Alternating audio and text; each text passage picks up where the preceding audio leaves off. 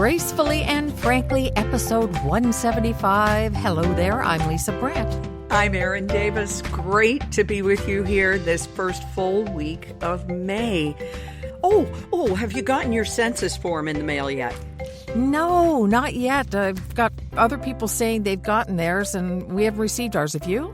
No, Rob checked the mail. He's been checking every day this week. Is it geeky that we actually want the long form? And if so, what's wrong with us? I'm totally down with it. I would love to get the long form. I love filling out surveys. I love all that kind of stuff. This is for, the good of everybody else, so it doesn't worry me about privacy. Have you ever gotten the long one? I don't think that we have. I really don't. Yeah. And I understand just from what I read online that that's kind of a difference between Canadians and Americans. Americans are like, why do you want this information? What are you going to do with it? And rightfully so these days. But here it's like, yeah, like you said. And there, it's not going to affect their health care coverage, that's for sure, because they don't have any. Right. And all that kind of stuff. So they don't get the perks from it, if you want to call them perks, or the social support, I guess, is more accurate than that we do. So it's not a wonder. Oh, I've just never been prouder and happier to be Canadian. Oh, honestly. And a new governor general. Oh, it's not us. But you know what? I would never, because I'm not fluently bilingual in French. It's never going to happen, Lisa. I just have to come to terms with that. Yeah, on to other things like, I don't know, shopping. Have you been doing any shopping lately? Well, I should tell you that Sydney, British Columbia, which is where we have our condo, I'm not there right now. I'm at our little cabin in the woods.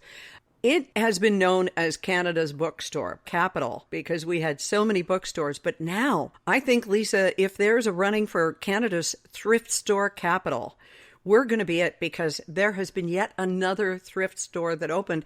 Ooh. I don't think that says bad things about an economy. Do you? I mean, what if Port Stanley had 4, 5, 6 thrift stores? What would that tell you about your little town on the lake? Well, I think we would have a big problem because the stores that are here are kind of premium boutiques. Ah, yes. Great stores. That's right. You have some jeans and different things from there. And sweaters. And I love them. Oh, that's right. Sweater. But when people come here, they come in gaggles of girlfriends or in couples or whatever, and they want to do some shopping. I would love, personally, to have some sort of thrift store here. We did have a consignment store, but it didn't last. So I guess it's just not what people want. I mean, last time I was in Sydney, I don't know how many thrift stores we hit, and I got a top. Remember, we could go into the store where it was being sold and see how much more it was? Yes! That was a great find. It sounds funny to say a new thrift store, but anyway, what's it like? Well, there is a new thrift store, and it's right on our main street, which is Beacon, and it's clean. Oh my gosh, you so appreciate a clean thrift store. And the staff who volunteer at all of them, they must be dusting all the time. I mean, it's like being at your grandmother's house 24/7. So I walk into this one, and it's new, and everybody's been talking about it, from the hairdresser on down, and the neighbors, we got a new thrift store. This is my life. So because we have the cabin, we're looking for things that we gave away or sold in yard sales when we sold our house. Oh, we tried to open a can of tomato paste because I was making lasagna, and no can opener. So there's Rob with a screwdriver and a hammer, and we got it with a little bit of extra fiber, I'm sure. So little things like, a bathroom cup or a can opener. So I go into this store, and it's beautiful, and I find a couple of things. So I get these things. I get up to the counter, and this nice young man, this Devin, he looks all of about 18. Bless him. He's so sweet and clean cut. And it's a Salvation Army thrift store. So I get up to the counter, and I didn't know what day it was. I never do. I'm retired. And he said, are you eligible for the senior discount? Which to me still sounds weird. And I said, well, no, what age? And he said, 60. And I straight up said to him, I'm not 60. And it was out of my mouth before I even stopped to think. And I went, wait a minute. I was born in 62. No, I'm going to be 64 this year. Yeah, I'll take the discount. But I was ready to throw hands at this kid for suggesting I was over 60. Lisa, I am in so much, I don't know if it's denial or just 60. That can't even be. Well, that's because probably the age that we used to think of when we were younger as so old. Yeah. It is a hard one. I'll tell you, this is the first year that I have felt old. And I know I'm not old and I'm not going to feel this way forever, but it's the first time that I've felt like, maybe I am kind of old. I'd like that to go away, please. So I completely get it. And if lying is the way out of it, I'm all for it.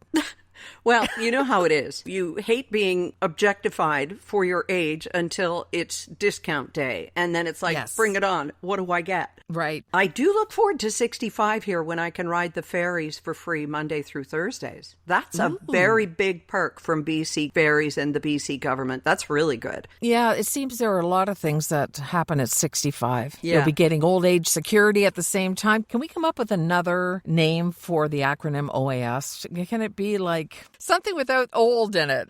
Old ass subsidy. That's what OAS stands for. Don't kid yourself. Let's think about that because Queenagers so fits us, but, then it wouldn't fit everybody. And I'm sure someone would be offended at being called a queen if they're not. Good point. While we're talking about being 60, I saw something on Threads, and I love Threads. I think it's such a friendly community, and it's so easy to block the bots and the trolls and kind of keep it our playground for now. That just stopped me in my tracks because it was just so profound. Someone named AM Lantine 1 wrote, "Those of us over 60 are probably some of the most adaptable creatures on the planet. We were full analog creatures, then computers appeared on our desks. We had party lines for communication, and now we have smartphones. We had newspapers, now we have social media. We had libraries, and now we have AI. If that's not resilience and adaptability, I don't know what is." Hear, hear. That is amazing. It's so true. It's absolutely true. We've gone through all of that. I used to think about that even only as it pertained to radio, but of course it pertains to all of us in the demographic. We've gone through all this stuff and we've had to learn it. And I get tired of the eye roll from some of the younger guys. There was a guy in Poland on my trip. I asked him for the Wi-Fi password and he's like, and pointed to a sign on the wall that was in the middle of like 14 other signs on the wall. Yeah, exactly. I'm sure I'm not the only one who asked, right? Of course. And if you're going to put your Wi-Fi on a wall, if you're listening here in a store or a salon, make it big enough that we can all see it, please. That it's not hidden on some stained piece of paper underneath 2 calendars and a hang in there poster. You know what I mean? Yeah, it's so true. Do you still count yourself a Generation Jones or a baby Yes. boomer? Yes. I think we're Gen Jones, right? Do we have to re-up what Generation Jones is? I think we might. Yeah, it's just basically not quite the baby boomers because I never felt like a boomer. It just seemed like being born in 1962 didn't qualify as being part of the boom after the war. I mean, how long were they going on booming? For goodness sake. As long as they could. So that cohort is called Generation Jones, and I'm thrilled that we fall into that. Not that there's anything wrong with being a boomer, but at least when somebody says, "Hey, boomer," we don't have to respond. Yeah, I still, no matter how much there's a post that says a boomer in line in front of me, blah, blah, blah. And I think, I know you're just kind of saving words and you're depicting a certain person or a certain age, but I think it's pejorative. I don't like Totally. it. But a post like this is just a reminder, we invented this shit, so knock it off. You know? Exactly. Do you know that we had calculators? There are people who are listening who remember slide rules and protractors and all of those things that we were supposed to use. Now, you and I were the Texas Instruments generation where you had to beg your parents for a $99 calculator in a plastic denim case. I remember that. Then calculators were so expensive, and now you can just say, hey, and I won't say it or she'll speak up, but just say, what's 12 times 146, and it's right. It's right there. It's in your room. It's on your watch. It's everywhere, but it wasn't. It wasn't. And I actually remember a teacher telling me, because I hated math, absolutely hated it. Oh, hey, amen. He said, it's not as if you're going to have a calculator in your pocket all the time. It's like, Duh. Oh, yeah? You are not Nostradamus, man. That's for sure. And of course, if you get enough vaccines, we have the chips all in us now, right? Oh my gosh. I heard a story on CBC the other day about somebody in Newfoundland government who got in so much trouble for putting up an AI generated image, get your vaccine, blah, blah, blah. But the person they used had 6 fingers, Lisa. Oh no. It is not there yet. Every time somebody says they're worried about losing their job to generative AI, I think it's not there yet. No, but it will be. And it's like your teacher saying you won't have a calculator in your pocket. You just know that it will be. It's going to happen. But here's some math that's really easy to do. 15%. I can do that. I do the 10%. I divide it by 10, and then I add half of that, and that's how much I'm going to save. Okay? We know how to do the shopping thing. And with Sierra Sil right now, because Mother's Day is coming, you don't have to be a mom. You don't have to have a mom. You could have been raised by wolves. And Sierra Sil is offering you with the code MOM15, you'll get 15% off any of their products. Go online to sierrasil.com. Find out what this pain relief, this joint relief is all about, whether sprays or capsules or even for your pets, because we're here to tell you it works. Lisa's cousin, who traveled with her through Europe and did all those steps every day, she takes it. And we are just true believers in this Canadian product. Try it out. MOM15 is the code to use right now. SierraSil.com. Sierra, like the mountains, SIL.com.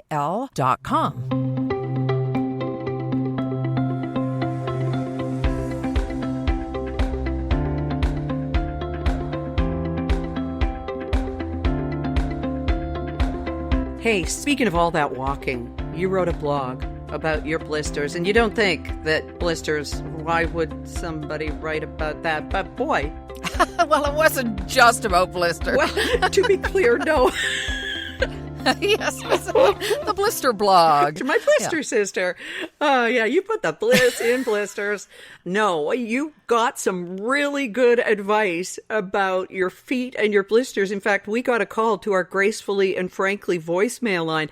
The advice that I got was to just buy better shoes for starters and to invest in something like the Vessi shoe, which is a Canadian brand. And that was really about it. There's not much you can do when you punish your feet like that, except for the advice here, because I think this is absolutely brilliant. Yeah, it's Donna, and here's what she had to say. Hi, Erin and Lisa. I enjoy listening to Gracefully and Frankly every Thursday. I have a tip for Lisa. Tilly travel socks. They can be washed out every night and ready for the next day. Plus, they have an arch support, so you will not have a chance of getting those nasty blisters. I've done up to 15,000 steps a day and no trouble at all enjoying my vacation. Have a great day. I enjoy listening immensely. Oh, bye-bye. Why didn't I think of Tilly? I mean, they are the travel people. I've used their dresses and they, you rinse them out and they're dry in the morning, and I've got one of their hats, and I checked out these socks, Erin, and they're like $10, $12 a piece. I would have paid double that to get rid of the pain in the moment. So that's a great tip. Yeah, absolutely. Thank you. Thank you, Donna, for sharing that with us.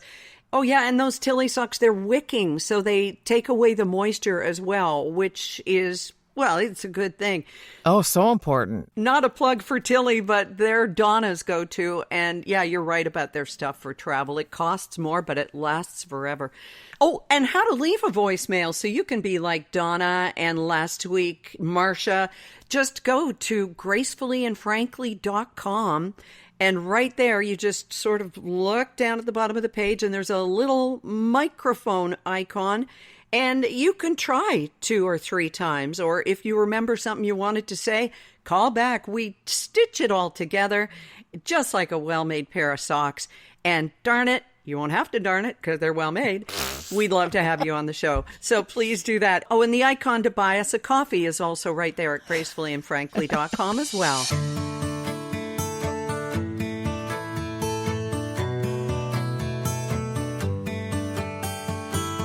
So how are you marking Mother's Day this Sunday? What does one who has lost their mom do? I mean, I've lost my mom, but it's kind of got a different feel the day does for me. But what are you doing? Nothing really. I might post a picture of her, and I'll obviously be thinking of her. And my mother-in-law as well, who was an absolute sweetheart. It's just another day. I'll send a note to Tabitha, my little sister, and that'll be about it. Oh, yeah, because she's a mom. She is a mom. She's got 2 kids, and she always sends me a note anyway because I'm her bonus mom, she says. So, which is very nice. But what will you do? What do you do on Mother's Day, Erin? Ooh, it's such a heavy time these days, heading up to May 11th, which will be the 11th anniversary of Lauren's passing. So, yeah, you got the 1-2 punch. Sometimes they fall on the same day. Mother's Day will be Rob saying Happy Mother's Day, and I'll say, yeah, whatever. And Yeah. and we'll be thinking of the other mothers in our lives, of course, our daughter-in-law. And it is, as you said, just a day. But then, Monday, I can't help hoping for some kind of a sign or a little bit of a God wink from her on Mother's Day or the day after. But honestly, I'm surrounded by God winks here on Pender Island every day. I get these pings on my WhatsApp telling me, oh, there's a humpback off of Gowlands Point, and I don't even know where that is. And if I got on my bike to try and find it, the humpback would be gone because they don't sit around and wait. Right. They're not good waiters. They tend to move.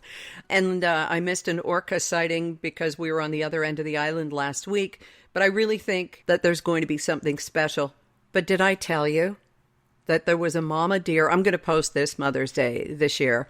A mama deer and her twins. Yeah. Who came by our front window last week on little tiny spindly legs, Lisa. They couldn't have been more than a few hours old. And just, Goodness. yeah, I was just, I couldn't catch my breath. The things you're seeing, the nature you're seeing, and the little happy surprises that are popping up right outside your window. I mean, it's pretty special there.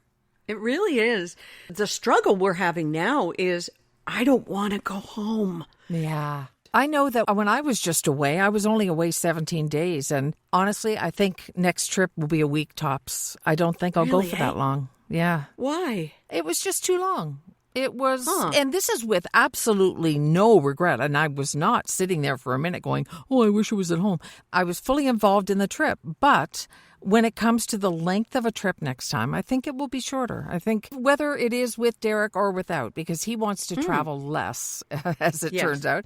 But he really wants to go to Ireland for his birthday. He has a big birthday with a 0 on it this year. So he wants to go to Ireland. So we're looking at that. But I don't want to be away from him for that long, but I also haven't been with him as long as Rob. So I'm not saying anything about your choices. I'm just saying, I just don't want to be away that long. And I miss the cat. And yes, you do. And it doesn't help that he sends you pictures all the time about, oh, Cuddles is missing you. No, don't do that. But it warms your heart at the same time, doesn't it? It does. It does. I have had a window into some of your grief since Lauren died, but of course I don't know the extent of it, and no one does about somebody else. It's an individual journey, and are you where you thought you would be, or did you even think about it and it was just sort of trying to put one foot in front of the other? That's a really good question. I read an interview with a couple who are the parents of an adult who died in New York in 9/11, and they said something that just shook me to the core. They said that the 10 years was the hardest. And as I was approaching 10 years, I went, oh, no, because, you think I'm doing this. And it's kind of like trying to scale a mountain and then realize, oh, you've only made it to base camp.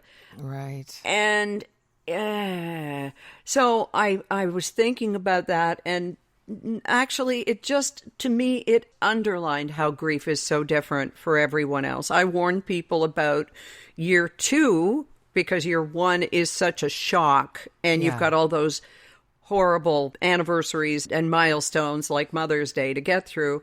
And then year 2, it all settles in. Oh, yeah, they're not coming back. This is it.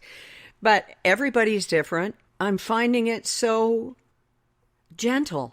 And I don't know, even if that's the right word. I've done so much running, so much pushing, so much spinning to try and get away from it or escape it or find different ways to cope with it. And you know that my MO is to run. But now it just seems like that gear that I'm carrying up the mountain, maybe base camp is as high as I'm going to get. And I don't have to scale the mountain, but just kind of start unpacking your gear because this is where you're going to be.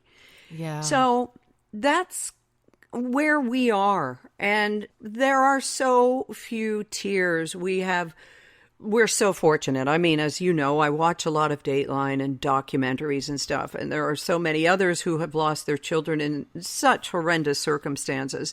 And my heart really goes out to those who don't know where their children are. It's that feeling, that perpetual purgatory of not knowing and waiting for the phone to ring. So I guess gratitude is what is found at base camp, and it allows you to unpack that gear and just get comfortable. Blow up the air mattress. It's not as comfortable as you want, but it's going to be the best that you have. And so make yourself at home. This is it. Yeah. Does that work? I don't know. It works for me. That's beautifully explained, and it's your journey, and everybody has a different one. It's incredible how, like someone like Patton Oswalt, he mentioned the 10th anniversary of the passing of his wife, Michelle, right? Yes. And he got married 18 months later, and he took a lot of heat. Why is it anybody's business?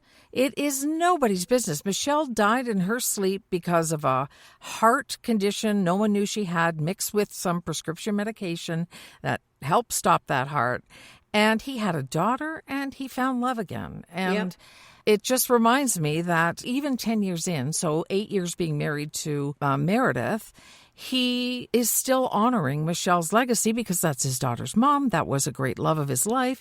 Two things can be true at the same time, right?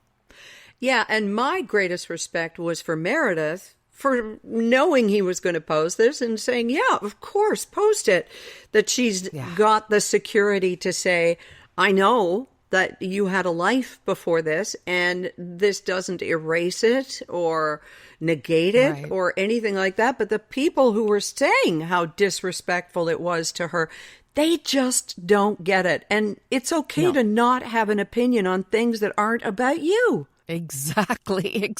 Can just move on. I was schooled the other day about what it feels like to be around a trans woman by a guy. And I said, you know, I'm a woman, right? Like, it's okay for you to not have an opinion about this and just walk away instead of telling me what I think. But it's true. Geez. But social media is built on that, unfortunately. Absolutely. Maybe not Threads as much. No, and it's wonderful to see somebody get ratioed. And that means that if you have an opinion and it's got 200 likes, then someone answers you and it gets 7,000 likes because their point is so much better taken, or they have taken you down. They have eviscerated how wrong you were with what you said.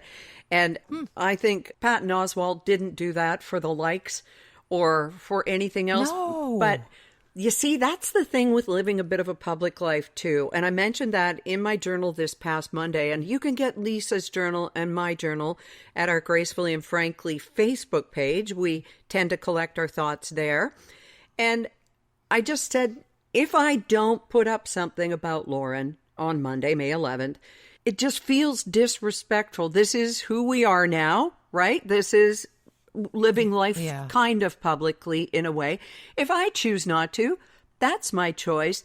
But I never want it to seem like it's May 11th and I'm not going to bother, because that was her life too. She had a life on social media. I'm not fishing for sympathy. That's the last thing I want. I love the emails. I love the posts, and I will try and answer every single one of them because a lot of them will share people's own grief because it's a safe place. But that's what I never want people to think. Oh, she's posting about that again. Like, get over it. Well, if you're saying get over it, find a fence. Get over it. F all the way off. And when you find the next fence, keep going. So keep effing. Yep. I absolutely agree. Yep. Yeah. And when you find empathy, you can turn around and come back. But if you don't, just keep going. Yes, we will allow you to return with empathy. And it sometimes it takes a loss for people to understand and go, oh, that's what this is about. But there's no wrong way or right way to do grief unless you're harming yourself and those around you.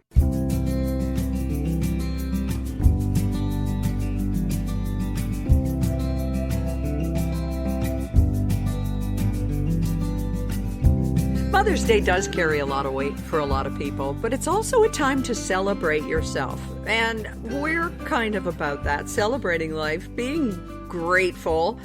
And we're grateful. We're grateful to Kathy and Kim for being our day one sponsors of Gracefully and Frankly, these two women who are queenagers themselves.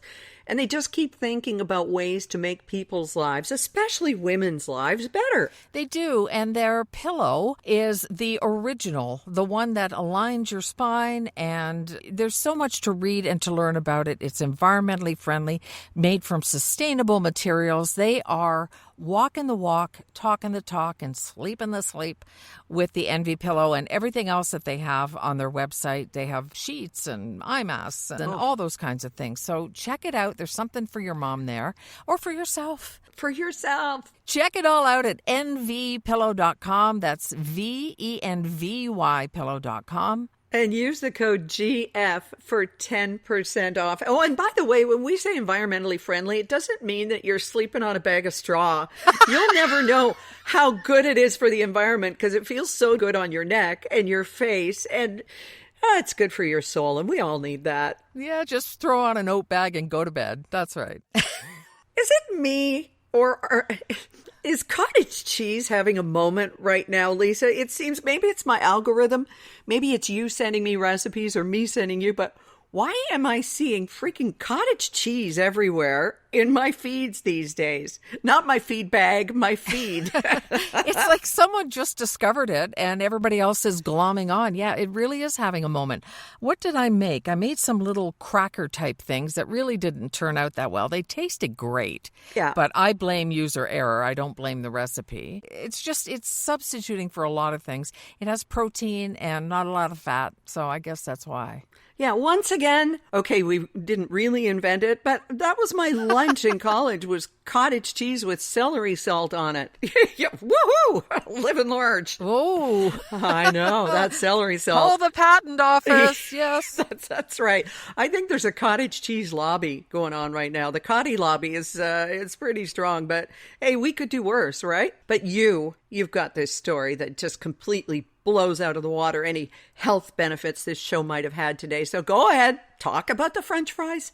As planned, I will. Have you ever said, no, I don't want to order fries, but you go ahead, Rob, and then Rob gets his fries and you start picking at them? Has that ever happened? Every single time. Why? Same here. So there's science behind it now. There was a study done and...